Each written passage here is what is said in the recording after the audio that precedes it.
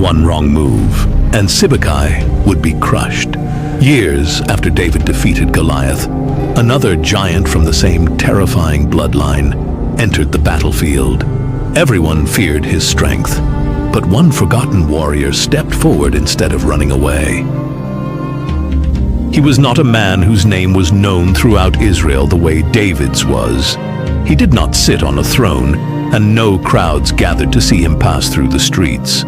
He was counted among the 30, an elite group of warriors who fought directly for the king, called on for the hardest battles Israel faced. Later, David placed him in command of an entire division of the army.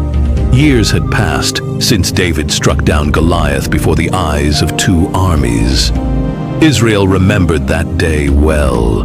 Goliath was gone, but the giants themselves were not gone. Other descendants of Rapha, the same towering line of warriors Goliath had come from, still lived among the Philistines. And when war broke out once again between the 2 nations, one of these giants marched out among the Philistine ranks. His name was Saph. Word of him spread through the Israelite camp before the armies had even met on open ground.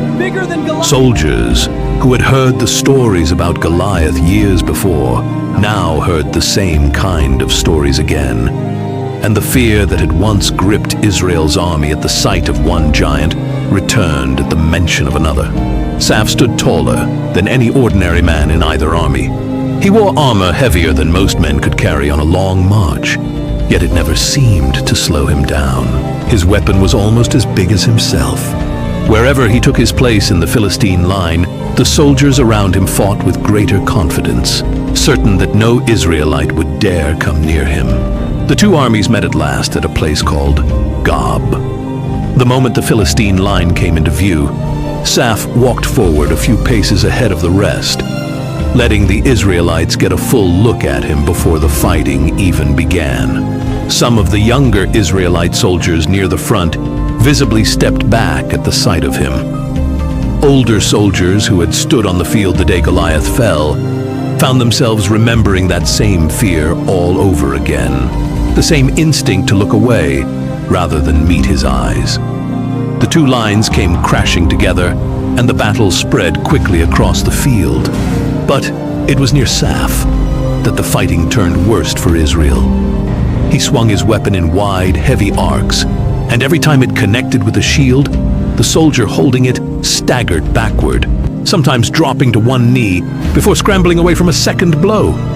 Soldier after soldier fell back from him. The Israelite army started losing and being pushed backward. It looked as though Saph alone might be enough to break Israel's entire formation apart. Sibbecai saw what was happening. He was not standing at the back of the army directing others from a distance. He was already among the front ranks, and from where he stood, he watched the line near Saph collapse further with every passing moment. Watched soldiers younger and less experienced than himself thrown backward again and again. He understood that someone needed to go meet the giant directly, or the whole battle would be lost at that single point in the line. So Sibbecai began moving toward him. He cut through the fighting, pushing past soldiers locked in combat on either side, closing the distance step by step. Other soldiers nearby noticed him moving with purpose in one direction, and some of them realized exactly where he was headed, and exactly what he intended to do. A wounded soldier near the front, the soldier grabbed Sibbecai's arm as he passed. "Don't go near him! Don't be a fool, it's suicide!" But Sibbecai did not care and pulled away his arm. The look on his face was not normal. He didn't just want to kill the giant. He wanted to completely destroy him in front of both armies. As he came within reach, Saph turned and saw him coming. Rather than waiting, the giant stepped forward himself, confident that a man of ordinary size posed no real threat to him. He looked Sibbecai over and called out loud enough for the soldiers nearby to hear him over the noise of the battle. "Is this the best Israel has left to send against me?" Sibbecai said nothing. He planted his feet, raised his shield, and waited. Around them, Soldiers on both sides began to notice what was happening at the center of the line.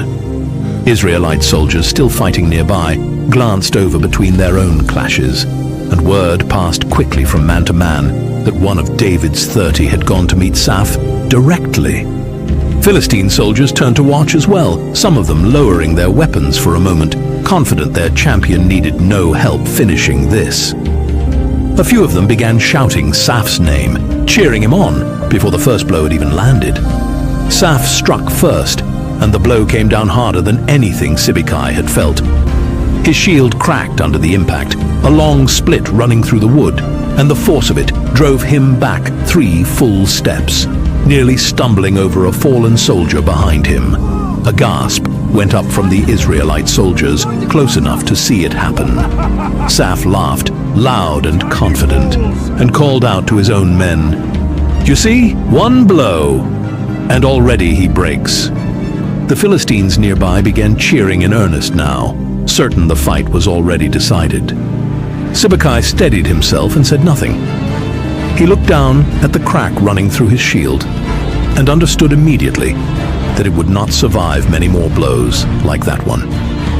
He could not win this fight by standing his ground and absorbing whatever Saph threw at him. If he kept trying to block blow for blow, the giant's strength alone would finish him within moments. Saph came at him again. Sibbecai did not raise his shield to meet it directly. And as Saph's weapon carried through the swing, Sibbecai noticed something. In the instant just after each heavy strike, Saph's whole body committed to the motion, his feet planted, his weapon swung fully through, and for a brief moment afterward, he was slow to recover his stance, slow to bring his weapon back to guard. It was only a heartbeat, but it was there. Sibbecai tested this. He let another wide swing pass by him, then darted in during that same brief opening, landing a quick strike against the giant's forearm before pulling back out of reach. It was not a deep wound, but it was the first blow to land at all. And it told Sibbecai everything he needed to know. Saph's size and strength made every one of his attacks devastating if they connected. But they also left him open right afterward, every single time. From that point on, Sibbecai changed how he fought. He stopped trying to meet Saph's strength with his own. He kept moving constantly, circling to one side and then the other, never standing still long enough for a heavy blow to find him squarely. Each time Saph swung and missed, Sibbecai darted in during that brief window before the giant could recover, landing small, quick strikes.